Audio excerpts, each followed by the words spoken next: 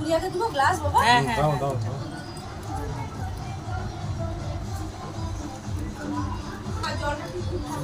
কেমন হয়েছে রতন ডালটা? ভালো, খুব সুন্দর। চিঙ্কু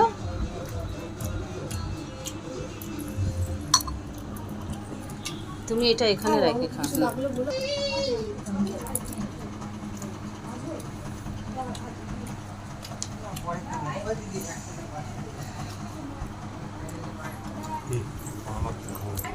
বাবুকে পাইয়ে দাও। তোমার ওখানে 101